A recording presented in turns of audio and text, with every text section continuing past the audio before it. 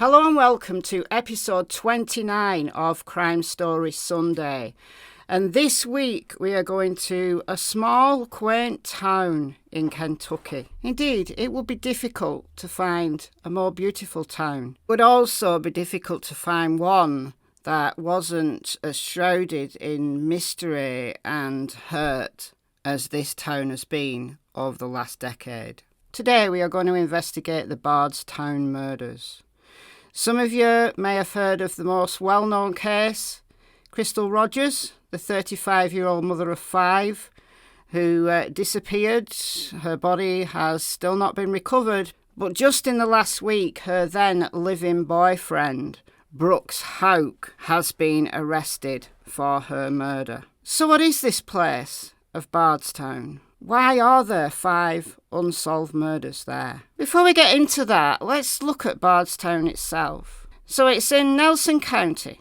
Population was a shade over 13,500 in the 2020 census. And it was originally called Salem and in Jefferson County, Virginia, until the borders changed. In 1785, the pioneering Bard brothers bought 1,000 acres there, and the first recorded mention of the name Bardstown was in 1788. But it was first settled by European Americans in 1780, and it's amongst the oldest towns in Kentucky. It was named the county seat of the newly created Nelson County in 1784. The old Talbot Tavern, which has sat there since those very early days of the town's inception, has been patronised by frontiersman Daniel Boone, the future 16th President Abraham Lincoln, and the bullet holes in an upstairs wall are reputed to have been shot by Jesse James, the outlaw, and it's rumoured that the tavern is haunted. So Bardstown, going back, has seen its fair share of action, but nothing prepared the current citizens of Bardstown for a decade of scrutiny, mystery, and just the lack of answers. Scrutiny is on Bardstown again with the arrest of Brooks Houck. But who is Brooks? Who are his family? And what happened to Crystal Rogers?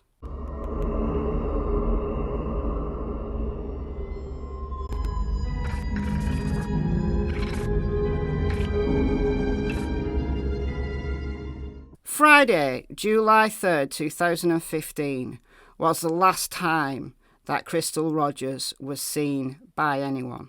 That afternoon, relatives saw her with 3 of her 5 children at Walmart, where a receipt verified that she bought items at 4:36 p.m. And she can be seen at the checkouts and she can be seen leaving the store. That is the last image that anybody has of Crystal to confirm life. She told family and friends that her and Brooks, her living boyfriend, were having a date night that night, July 3rd. And her friends and family thought nothing of it.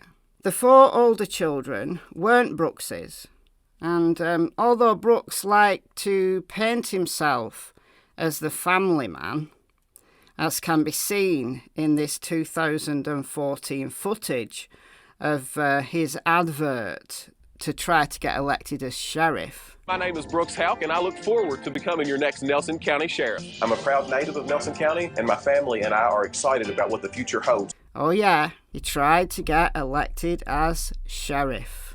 Perhaps fortunately for Bardstown, that challenge was unsuccessful. But this family man image makes me feel a little bit sick, if I'm completely honest, because it's well known that Crystal's 4 children from previous relationships weren't made welcome by Brooks. He didn't like them. He didn't want to really get involved in their lives. He would tolerate them. But although Brooks was a rich man, and we'll get into just how rich he is in a moment, he made Crystal, who worked part-time for him, buy her children's groceries and necessities separately from any money that he was shelling out for the family. The little boy, Eli, who was 2.5 at the time Crystal disappeared, was Brooks's biological child. It's interesting that this date night didn't involve all the children being babysat. Eli went along with them, which is a bit strange as a date night, but I don't know. Maybe that's how they did date nights. I just find that a little bit strange given what was about to happen. As far as is known, her last movements are thought to have been at a farm owned by Brooks and his mother. The farm itself had been bought by his grandfather, but when his grandfather died, his, 15 grandchildren inherited the farm and Brooks bought them out. So it was Brooks's farm, but his mother lived there. When Crystal's parents, Tommy and Sherry Ballard, attempted to call Crystal the following day, the 4th of July, there was no answer and they were unable to locate her. Her daughter was also trying to contact her. I do believe it was one of Crystal's daughters that alerted her grandparents, Tommy and Sherry, that she couldn't get hold of her mother. You know, it was 4th of July. They were meant to be doing stuff as a family, and Crystal was nowhere to be seen. So Sherry kept trying to contact Crystal, kept phoning her, no answer. Tommy and Sherry were distraught and they'd recruited friends and family. There was a number of people out now looking for Crystal, just in everywhere she might be. They tried to contact everybody that they thought she would have known.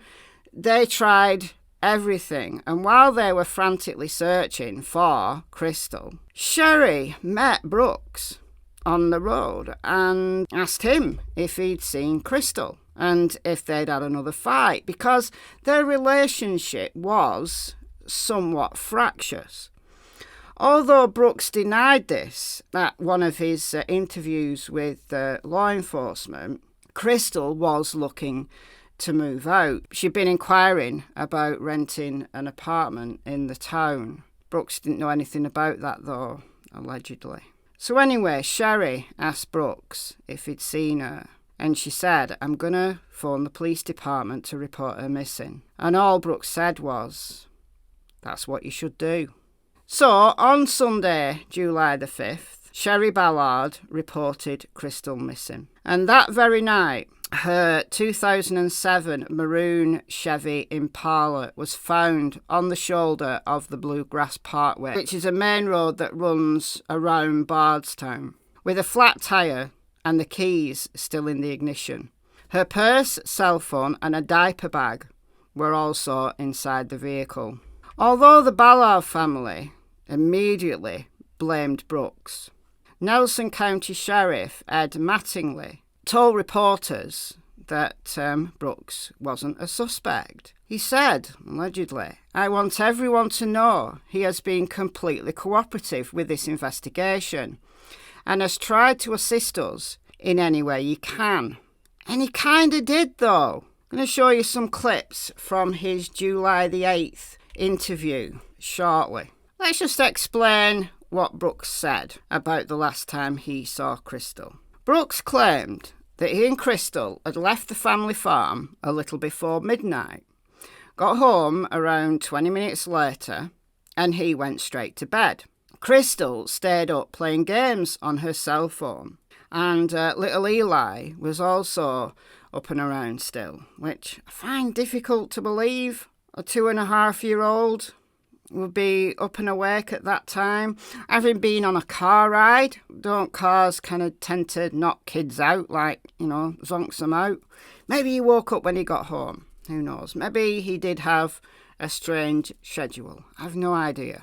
I just find it strange. So he said he went to sleep. The following morning, he woke up around 7 with Eli sleeping beside him. When asked about waking up and finding the mother of his child gone, he said, "Nah, I wasn't alarmed in any way, shape or form. No, I wasn't alarmed." He said, yeah, sometimes we have, stresses in our relationships.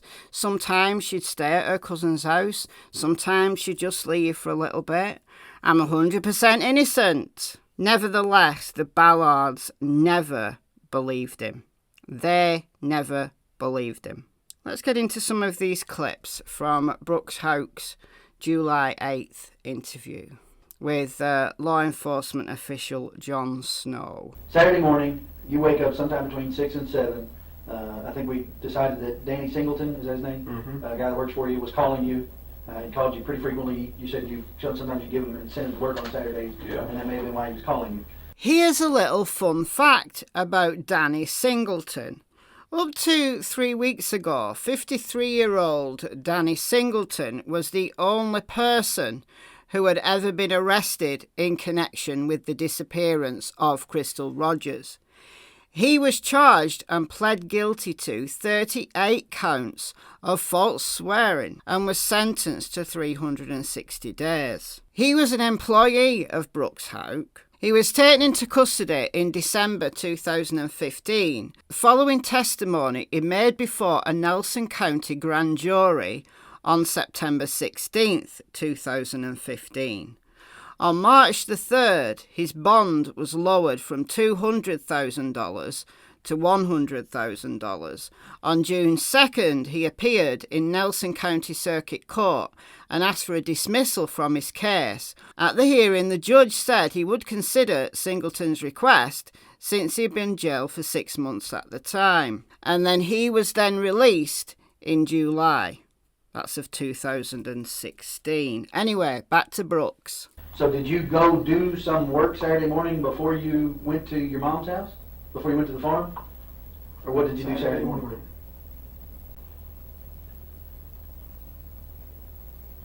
No, I didn't do any other work on Saturday morning. That's where I went out there to the farm. Mm-hmm. I don't know exactly what time I got out there, but that's what I had done. Mm-hmm. This very vague answering, I'm not sure, I can't remember, I don't know, was very characteristic of his entire time with Jon Snow. His brother Nick also seemed to suffer from just very selective amnesia.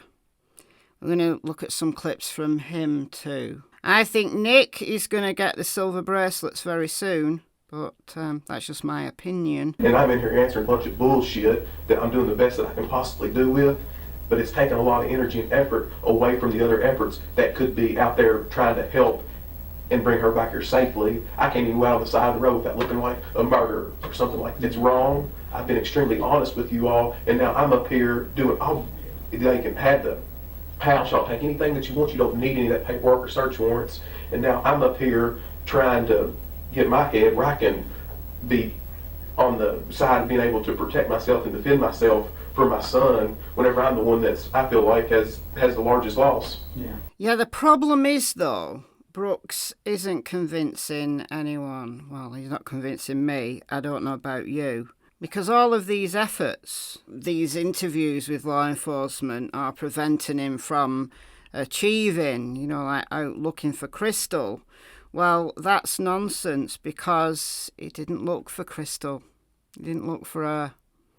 Neither did Nick, who at the time was a serving police officer. You think he'd be on the front line out looking for his brother's girlfriend. But no, he didn't bother either. Now, watch this for acting. Watch this. You'll be impressed. This is starting to get silly. I don't need an attorney. I haven't asked for an attorney. I don't need none of that. I'm innocent. I'm willing to talk to whoever. But this to me is really starting to get silly because I feel like I don't have a Facebook page. I don't have time to get on the internet. I don't know a lot about computers. Crystal did all that for me. I didn't have to do it because that's something else that she always took care of. So now I have people come back to me telling me that they're completely trashing me online for the whole media. I've taken 17 years of my life and I feel like I've worked hard to get a good education. I've worked hard all these years. I've built a nice life for me and my family. And now my whole family's name is trashed for something that's completely not even tied to me. That's where I'm at right now. So I'm extremely upset. I'm hurt over it. I try to put on a tough shell and a bubble and move forward. It's extremely difficult to get up in the morning and push on and look at Eli and know that here I've got a million things going on that I have to get done, and then who's going to suffer? He is, and it's not right. I'm ready to hire an auctioneer to sell all this stuff so I can be there for him like Chris.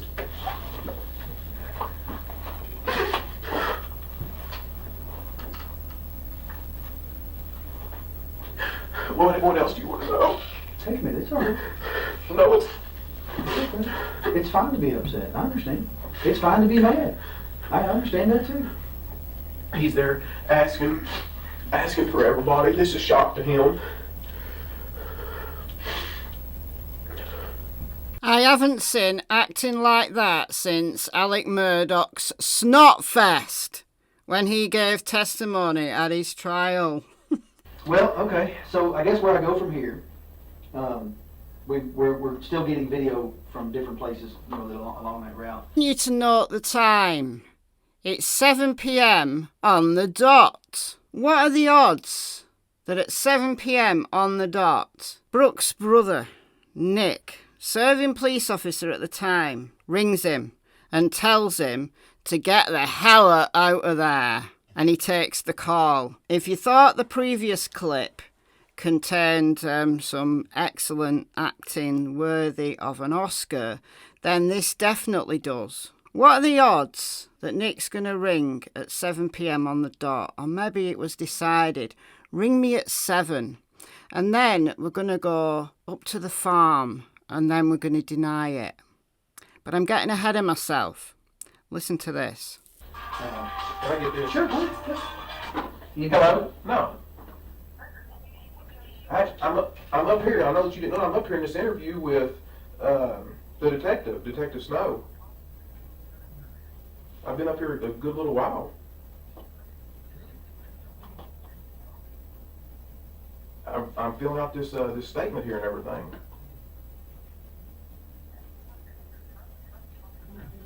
Are you telling me that's what I need to do?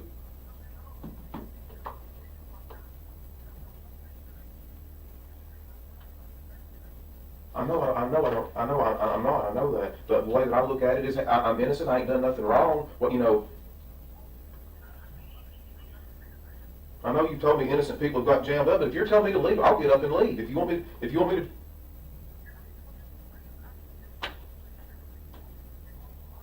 I know I'm going through a lot, but I'm trying to get this guy to help me.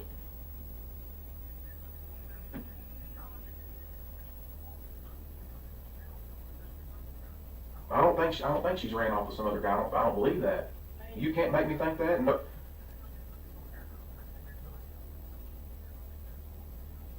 Yeah, so do I. I'll do exactly what you're telling me to do right now. You want me to get up and leave? Man, I don't think these people got vindictive just to skin me for no reason. Man, this is not their family. This is not.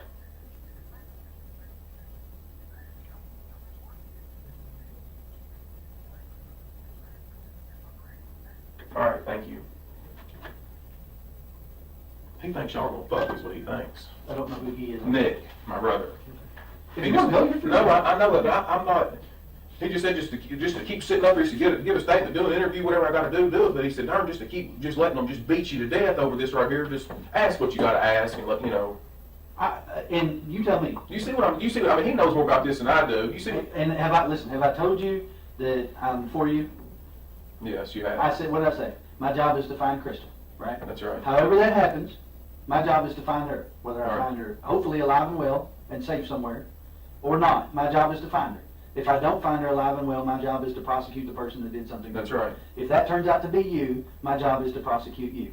A little over 8 years, but they finally got there. Last week, as I record this, Brooks Houck was arrested for the murder of Crystal Rogers. But there's been some bombshells at the most recent court hearing where the prosecutor let out a really interesting detail regarding Nick and the murder of Tommy Ballard. We're going to get into the murder of Tommy, Crystal's father, but first, let's look at some clips from Nick Houck's interview and his post-polygraph interview. He failed Nick failed a polygraph. Brooks also took a polygraph and it was inconclusive, whatever that means. But yeah. If you find Brooks irritating, I think Nick's even more irritating. I think Nick, for me, is the more irritating of the two. It's a fine line. It's a toss-up between the two, but I think Nick's arrogance just about manages to push me over the edge just a shade sooner than Brooks would. They're both arrogant. And the mother, wow, the mother. I don't know what to say about her. We've been out there within the last couple of weeks, you know. I mean, we run into each other out there, you know. I mean, he takes stuff out there. You know, he's got a pile of stuff out there that, you know, from his building sites, he'll pile it up out there instead of taking it to the landfill. And I guess where he's too tight to pay the landfill bill, you know. But we run into each other, but we're both so busy, we just kind of pass, you know. Okay. Well, you said within the last couple of weeks, would it have been before or after Crystal went missing? I've seen him out there after. After? Yeah. Okay. Was it, do you specifically remember what day? I don't. So here the officers are talking about Nick and Brooks going out to the farm. Here is a perfect example of Nick just not knowing, not remembering, selective amnesia. Let me remind you, would you have been out there straight after Brooks's interview on the 8th of July? Would that be a time when you both went out there? I think it was, and they know it was. So we could say in the last week. Today's the 15th, and she was last seen on the 3rd. So between the 3rd and the 15th. Yeah, oh yeah. You've been out there with him. I mean, did you go out there together? Did you meet him out there? No, I didn't. He was just having to be out there. Okay. I mean, did you talk to your mom? Were you at her house? Did you go out fishing? Did you go out check on cattle? What did you do? Four-wheeler riding and cattle. I mean, I saw Mom. I don't really remember what we talked about, you know, but we just more or less passed off. So, I mean, I don't always stop at the house. Okay. When you talked about, you said there's cameras out there. What are you talking about? Well, they said there's one right there at Patty and Lawrence's house. I mean, right as soon as you start up past the Ballard Lane, you know, the first house on the right, there's a camera on that house. Oh, okay. Okay. I thought you meant on the farm. No. There's cameras. Okay. I guess, I mean, it's no secret that your cruiser was, you know, the chief asked you to bring it in. Yeah. He didn't ask me to bring anything to my house. Okay. Yeah. What do you normally keep in your trunk? What's a normal duty setup? Like, I know ours looks like, you know, evident store exploded in our trunk. Yeah, I mean, well, you know, I've got a cardboard box back there, and I mean, it's got, you know, say it's got a flashlight. So we're obviously rechargeable flashlights in the car. There's many forms. There's a PBT, fire extinguisher. There's a department issued shotgun in the car. There's a bag up front with all kinds of stuff. I mean, there's a lot of stuff in those cars. You generally keep all that stuff in your trunk all the time? Some of it's in the trunk, some of it's up front in the seat. You know, all the forms I use every day would be up front. You know, I've got something that attaches to the passenger seat, and it's got all the forms, actually report forms and all the stuff I use. You take that car home with you. It's a take-home car. Yeah, Nobody else uses it unless something was to come up. The only other person that's used that car is Tom Blair. It was issued to him first, and then it was passed down to me. But that's been a while back. Yeah. How long has that been, you think? That's been a couple of years. Okay. So you've been the only one that's driven it in the last couple of years? Oh yeah. Do you have stop sticks or anything, stingers? I don't. I mean, some units do. Okay. So what you keep in the trunk is a cardboard box with some extra stuff in it, fire extinguisher, Hats, just rain jackets. hats, rain jackets. I mean, I could sit here and try to tell you every item. I probably come up with half of them. When they took your car, when the PD took your car from your house, what was in the trunk then? Well, it's this morning grand jury came up with just all the stuff I just told you. But there was also one other thing I can remember that was there was just a regular blanket for moving. You know, where I moved from 104 and then if you drive to where I'm at now, I took the blanket that was there and I just put it between furniture to keep it from marring up the the finish on it. So we went down the road and I just was jingle around and I lived In the trunk of your cruiser? Mm-hmm. You had furniture in the trunk? No, I didn't. No, what I did, I got the blanket at the farm. I used it, and then I was going to take it back in a few days. I forgot about it, so it's sitting there in the trunk, you know. But no, I used my trailer and truck. Okay.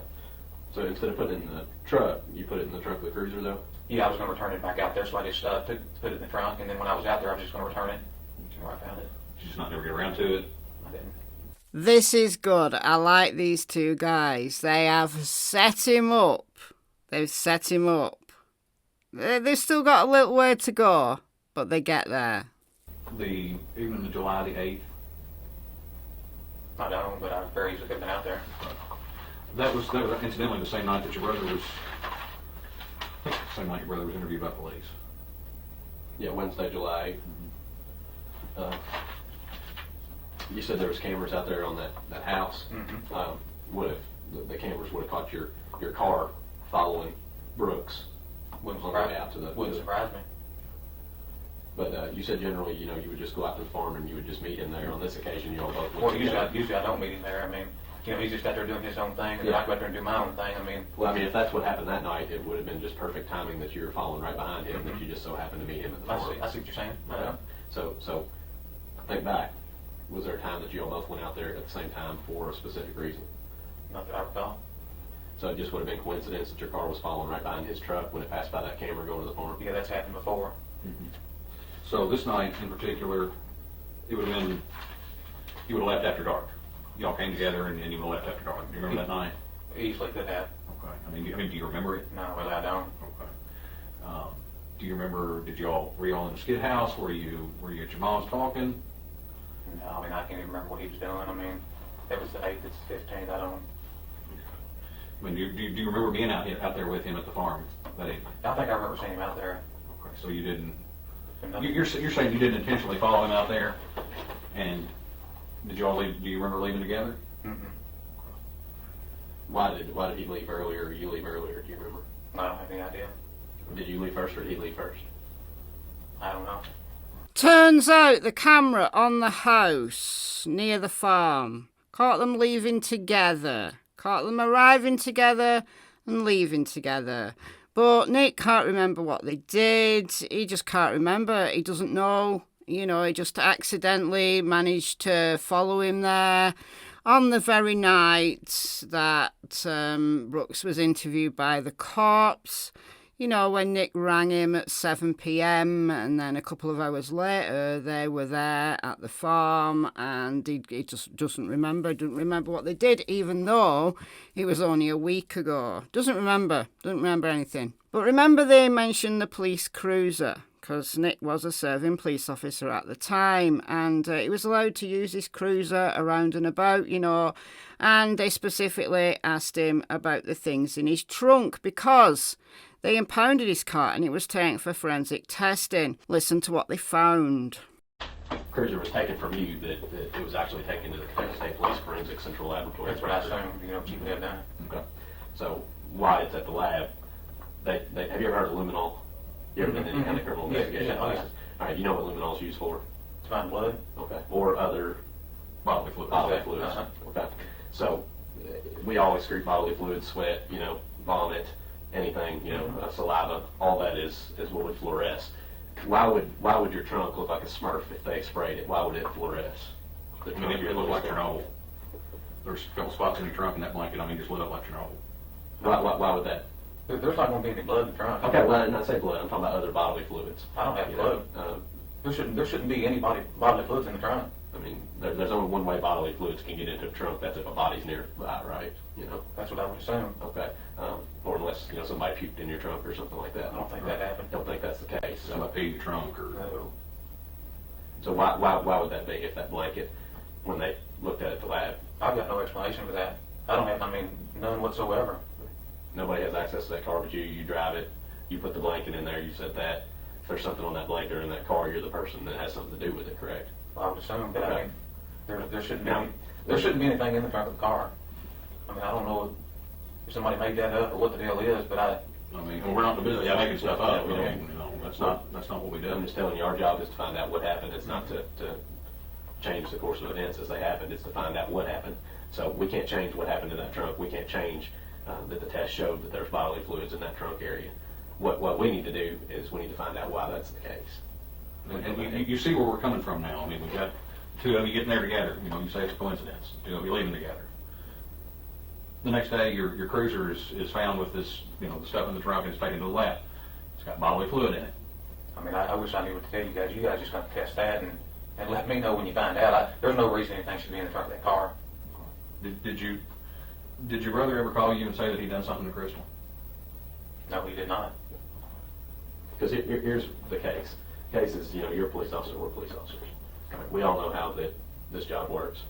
I don't believe in coincidence after having this job. I don't know if you still do or not. Not much. I don't, because you know that when somebody is sitting here talking to us and telling us that everything's a coincidence and we have either physical evidence or video or something to prove that that's not the fact, we kind of stop believing in coincidence. Now, that's the case of where we're at right here. You know, I mean, there's too much linking you and him leaving when he leaves the police department, going down the road, both arriving together, both leaving together. There is some reason why you all went out to that farm. Now, I'm not a big fan of amnesia either, because I've heard that 20 or 30 times a week when I'm talking to people. So I don't believe people just lose their memory. Mm-hmm. I think people forget what they don't want to talk about. They hide those things. And sometimes it's a good person that does that because they're trying to protect their family or they're trying to protect themselves. But you know what? There's also bad people in this world. And those bad people intentionally lie and intentionally use those excuses, to make it harder for the police to find out what really happened, because they're deep down, they're just a bad person. Oh, I agree with you 100%. So I don't think that we're dealing with a type of person here that's a bad person. I think we're dealing with somebody like you that's coming forward and trying to be cooperative. Mm-hmm. But then again, I think you're somebody that would protect your family in a case like this. And if your family told you something, that you would try to protect them to the best of your abilities, especially since you're a police officer. Okay? She's got kids. I mean, there's no way that I would cover this up for him. Okay, well, I mean, But, we also have to take it, we all have family. We don't have family bonds around. I mean, family's family. You've got your work family, then you've got your real family. Mm-hmm. And, there's things that the people have done in the name of family that have been in positions that, you would just kind of scratch your head and think, well, why would I do that? But it was all out of love, for the family. So let's recap. Rings his brother at 7 p.m. while his brother is having a police interview to tell him to get the hell out of there. Right? Then they both go up to the farm. The next day, his police cruiser is taken for testing, and there is luminol. It lights up like a Smurf, one of the guys says. It shines blue. And do you know what? It's bodily fluids. Bodily fluids in the trunk of his police cruiser. But Nick can't remember, has no idea. No idea what he was at the farm for, no idea how bodily fluids can get in there. And then, well, I can't understand how this guy is still walking free. There's a lot that seems to surround Nick Houck. That's probably why he failed a polygraph. Just for shits and giggles, let's listen to what happened when he got his polygraph result. So when I say you know more than what you told me, I'm not guessing that. Okay? And when I tell you, polygraph, you didn't do well. I don't show people that chart. I don't show it. You probably don't care, but just so you know the facts. That's the results on your test. Deception indicated 100%, and then greater than 99. What's greater than 99? 100, right? What are the questions? Do you know where Crystal is right now? Are you hiding any information about what happened to Crystal? Okay. You didn't tell me the truth on both of those questions. So, I'm telling the truth. I'm not going to sit here and make up much stuff and try to put your read techniques with it. We're past that. So the cat's out of the bag as far as your guilty knowledge of what happened here. And again, I'm not going to play the games with you as the detective doing all the read stuff and everything else. I'm telling you, it's two individuals who know the way investigations work, what the facts are. And the time is now, today, to start fixing this problem. But I'm laying out for you what I've seen here. I can't argue with this. I've done over 2,000 of these. Trust me, when I told you I know what I'm doing, I know what I'm doing. You must have slipped up today. I mean, I don't... What do you think the chances are better that you slipped up and the truth snuck out here, or that I slipped up? I know you slipped up, but if you're telling me that I failed that test... I told you, no, in certain terms, you did fail that test. Well, then I showed you. Then it wasn't valid. I mean... Absolutely valid. Well, listen, I'm telling you, I had nothing to do with it. Okay, well, that's fine. And I'll tell you, I'll even give you that you had nothing to do with it. Okay? I know for certain. Purposes here today. I know for certain I had nothing to do with it, and I know nothing about it. Well, that I won't. I won't give. Well, I mean, that's because just I've shown that. Look, one of the two things is true. Either you know something, and it could be something relatively insignificant that you haven't told me. I don't know anything. Absolutely nothing. Well, then why would you be less than candid with me, with the other interview, and in the grand jury? There's a reason for that. That's what I'm saying. Explain that to me. I had nothing to do with this, and I don't know anything about it. No. Just irritation. I mean, that just kind of worked its way into this. Okay. I've been 100% honest. Okay, well, maybe that's it. Let me ask you that. All right, I'll give you that. When I ask you if you'd be less than candid, that means less than 100% truthful about things. You said you were irritated. Okay, which I understand. I would be too. Truthfully, no doubt about it. Okay. Okay. Have I been accused of things in the past that I didn't do? Yeah. Have I been accused of things I did do? Absolutely. Okay. And I've been irritated when I got accused of things I did do because I got caught. And then I got to face up to the consequences. You talk about being irritated in there. Tell me some of the things then. Again, I'm not rehashing all this. I'm just. No. I don't want to waste your time. I don't want to waste mine. I'm telling you. My time is not wasted. Listen, We're here talking. Listen, I don't know nothing about this. Mm-hmm. Nothing at all, and I had nothing to do with it. I don't know anything. Well, if I had something to tell you, I would. She's got kids. I'm aware of that. Okay. Why do you think we're here? Okay, look, I don't know nothing. Well, here, something you just Not said, even something insignificant. clear that up for me, what you just, because I said, why would you be less than candid with me or the other interview in the grand jury? And you said, why would that be? Because I was irritated. Okay, But just being irritated and being put in front of 12 people and accused of stuff like this, I mean, you're going to forget things and not be able to speak as well as you normally would. I mean, there's more to it than you're saying. well, that's what I'm asking. That's exactly what I'm asking. Some of those things you can't explain. I'm not going to sit here and try to explain. Take your time, relax. Look, as I said, I'm sitting here. I'm here working for you. If there's stuff to explain it. I will take all day with you to fix it. And it would take all day to go through all this. I mean, Brother, it's you're on the not... clock, you're getting paid, so am I. Give me the thumbnail sketch if you want. Just explain to me what your big concerns are. I'm not going there. Why not? It makes no sense. I'm not going there, okay?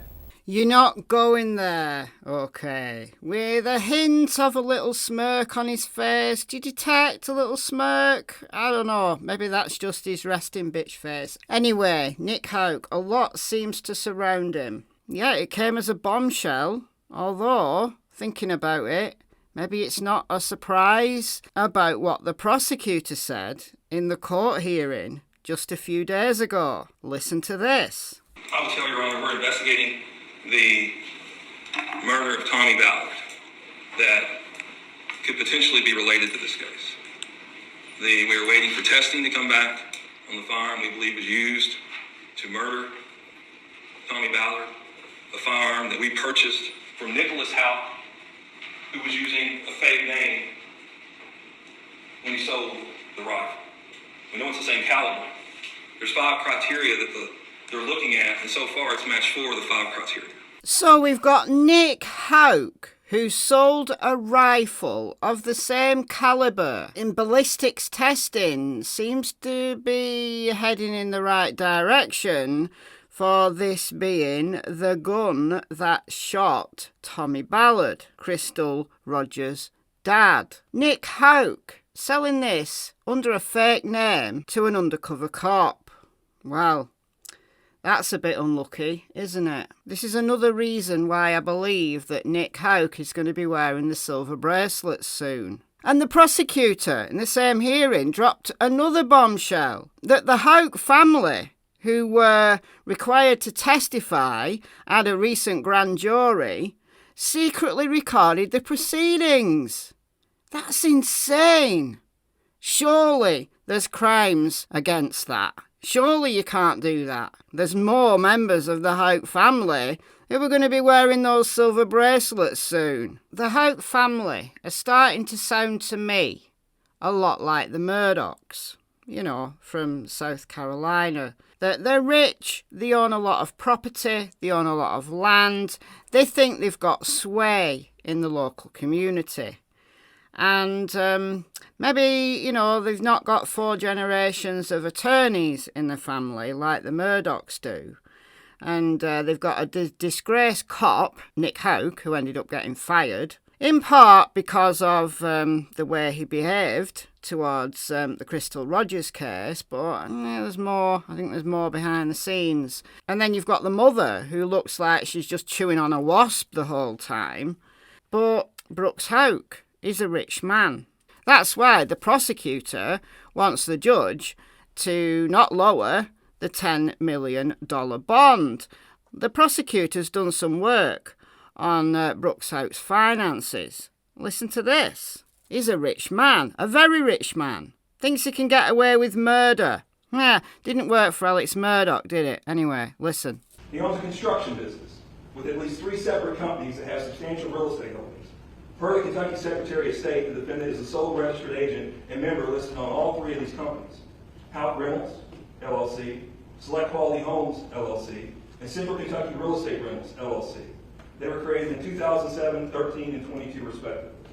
The Commonwealth has obtained a list of the real estate holdings from all 3 companies, which I printed off from the Secretary of State's website, the companies owned by Mr. Houck, as well as I consulted with the property valuation office in Nelson County and printed off a list of properties that are owned by those 3 companies. You'll notice on the Kentucky Secretary of State, not only is Brooks Houck the only member of those companies, they're solely owned by him.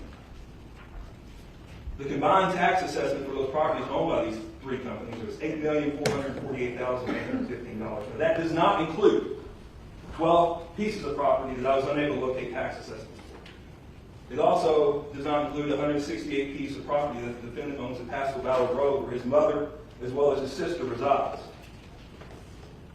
The defendant maintains at least 74 rental properties that he is deriving income from on a monthly basis. This number, the $8 million number, does not include the money he is earning from his businesses building new homes, and does not include any type of wealth that he's amassed in his bank account, including the 2018 sale of 20-something properties for $1.8 million. Brooks Houck is, at least on paper, a very rich man. But you can have all the money in the world, all the power that you think you have, means nothing when the law are onto you. What has caused law enforcement to act now, after over 8 years, and arrest Brooks Houck intrigues me. What information have they got that they didn't have before? I suppose it'll all come out in the fullness of time, but surely it has something to do with the arrest of Joseph Lawson. About 3 weeks ago now, Joseph Lawson was arrested in connection to the disappearance of Crystal for conspiracy to murder. Listen to this news report, because the name Lawson has come up before in this case. Is your date of birth January 24th of 1991? Yes, sir. The name may sound unfamiliar, but this actually isn't the first time we've heard the name Lawson come up in this investigation. Steve Lawson was mentioned in one of the very first police interviews between Detective John Snow and the main suspect in the case, Brooks Houck. Okay, who is Steve Lawson? He's somebody that works for me. Houck explaining why he had a late-night phone call with Steve on the night Crystal disappeared, even calling Steve from inside the interrogation room. The other night you called me really late, and I forgot what you asked me. Can you? Steve is heard telling Houck he had called him because he had a question for Crystal, which Houck says he had to call and ask her and would call him back. So that begs a question in my mind. All right. If she's in the truck next to you when he called, why would you need to call her? We've since learned Steve Lawson has a son named Joseph Lawson. We're still working to confirm if his son is the same man who was arrested and is now expected back in court in October. The plot thickens. But then again, the plot's always been thick in Bardstown. It begs the question, how many people in Bardstown know something about the disappearance of Crystal Rogers? Brooks Houck's grandma might know something about the disappearance of Crystal Rogers. Her name is Anna Whitesides, and we need to turn some attention to Anna Whitesides' white Buick. And I'm reading here from an article in Oxygen. While investigating the disappearance of Crystal Rogers, authorities were tipped off about a suspicious car that is potentially connected to the case. According to a private investigator working for Crystal's family, witnesses spotted a white Buick on July 3rd, 2015, the night Crystal, mother of 5, went missing. It was parked in a peculiar location near the farm owned by Brooks Houck and his mother. According to the Kentucky Standard, Crystal's family posted information about the white Buick on Facebook, and someone reached out to Tommy Ballard, Crystal's dad. In an interview with reporter Stephanie Bauer and retired homicide detective Dwayne Stanton for Oxygen's documentary series, The Disappearance of Crystal Rogers, family friend Angie Bowman recounted the stranger's message. He said to Tommy, "I think I know where the car is that you want. It was at Brooks' grandmother's house, Anna Whitesides."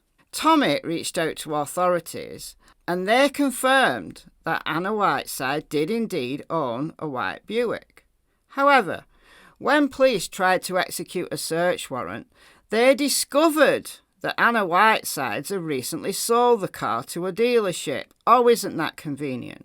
Authorities were able to track it down, which was then searched for forensic evidence.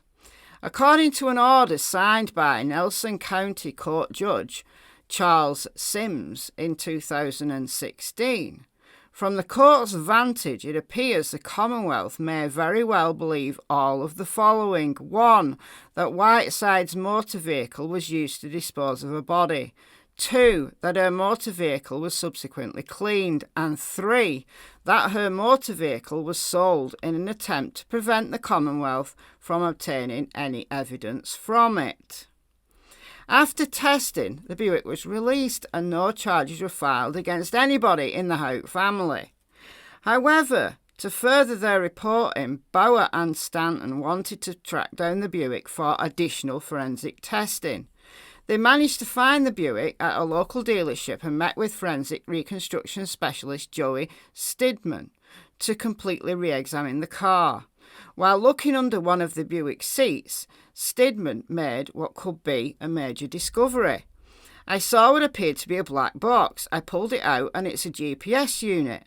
Stidman explained he would send the unit for processing to see if they could uncover any GPS data.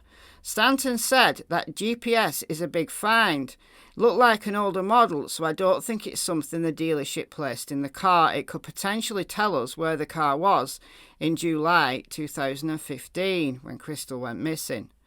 On the lining of the Buick, Stidman's tests also discovered fluid stains that they planned to test for human blood. Finding any traces of Crystal's blood would be a game changer.